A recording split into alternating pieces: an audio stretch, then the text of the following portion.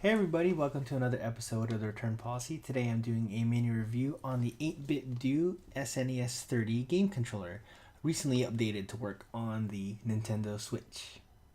So growing up, a lot of my fondest memories was with the Super Nintendo and its controller. So I learned everything from playing Street Fighter through the Super Nintendo controller, enjoying Japanese role-playing games, running and jumping as best I can in Super Mario World. And so when I heard and found out that this guy was now compatible to work with the Nintendo Switch, I immediately got excited and impulse bought one of these, and I wanted to give it a shot. And especially just in time that Ultra Street Fighter 2 was coming out, so it definitely gives me a valid excuse to test this guy out and to see if it's worth keeping it or returning it. So right off the bat, you can tell there's a lot of care put into the packaging and the production value of the SNES30 from 8Bitdo. The packaging is very well done, and I love how the controller itself was nicely kind of covered in a little bit of styrofoam. Just that little added protection. And inside the box, you do get a small instruction manual that you can always read online instead if you're lazy like me. You get a USB charging cable, perfect, and a little keychain provided by 8Bitdo. It's just a little 8Bitdo keychain that you can use.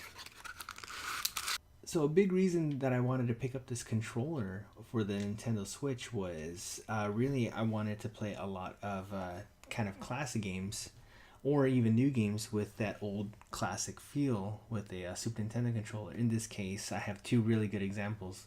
Mario Kart 8 Deluxe, which I loved playing Super Mario Kart, the original on the Super Nintendo, as well as Ultra Street Fighter 2 that just came out. And I really enjoyed playing the Street Fighter 2 copy on the Super Nintendo as well. So I wanted to get the most out of this controller by playing some games that I've been playing, for decades now, but now on the Nintendo Switch.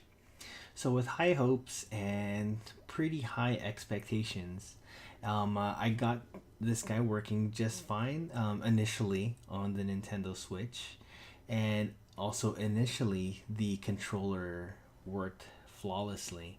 I was able to do the same combination of moves in Street Fighter. I was able to do the same power sliding, the same way I used to do it on the Super Nintendo.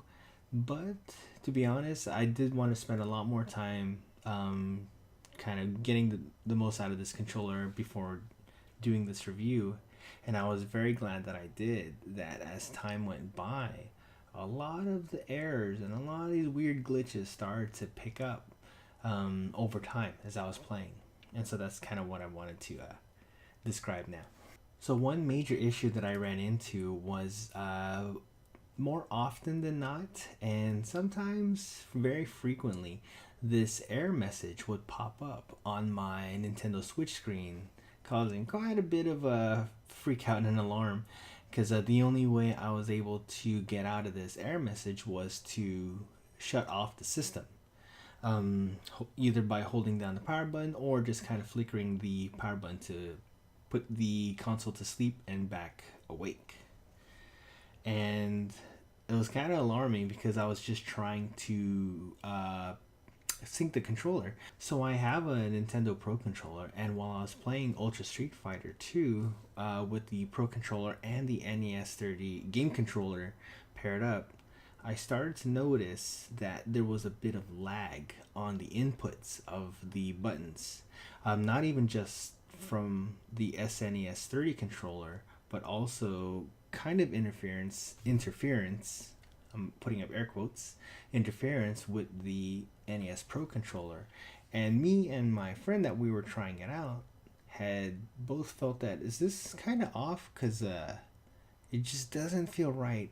And when we first started to play the game, the first 15, 20, 25 minutes, everything was working fine. But as we just kind of played more, and one game led to another, and the next match to the next match, around even the half-hour mark or 45-minute mark, we started noticing there's a little bit of latency that we're getting from the controllers.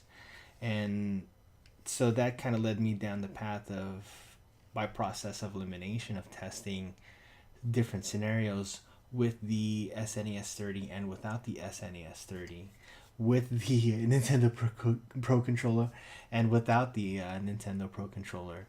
And so the more I tested it, with all those different scenarios, the more I found out that I was able to reproduce this kind of latency over time, of course, not initially, when both of the controllers were synced up as first player and second player. And so if I were to play the game with just a Nintendo Pro Controller, say any other game, Super Mario Kart, Mario Kart 8 Deluxe, or any kind of a Nintendo downloaded game, it works just fine by itself. If I were to do it the other way, with the SNES30 controller by itself, any kind of game, Street Fighter for sure, even mess around with Breath of the Wild, with not all the buttons, it still worked just fine. It wasn't until I tried to sync up both first player and second player and kind of go back and forth and play, let it go by, and start to notice the latency started picking up. And I wanted to believe that it was just me, or just I'm just kind of going a little bit cuckoo about it. But the more I tested in with them both connected, I started to find out that I was able to kind of replicate the issue a little bit too often. So after all that testing and messing around with different games, and more importantly messing it around with different controller configurations, whether it's with the combination Joy-Cons or Pro controllers, I'd have to say this 8Bitdo SNES30 controller gamepad for the Nintendo Switch is a definite return it.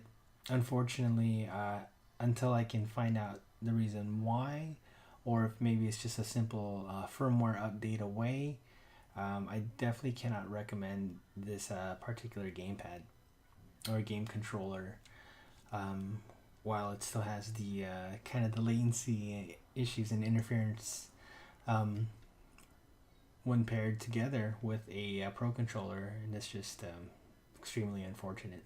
So everybody, that's it from me. Thanks again for taking the time to watch this review. Hopefully it helped inform you just a little bit whether to impulse purchase one of these guys or not.